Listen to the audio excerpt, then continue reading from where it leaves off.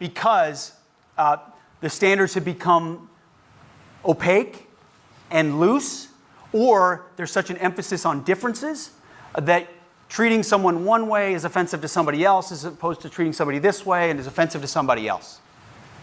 By simplifying that and saying, you are an individual who's put on the uniform of our nation, who's sworn an oath to defend the Constitution, and you will be treated by your capabilities, your commitment to the mission, your work ethic, and what you deliver.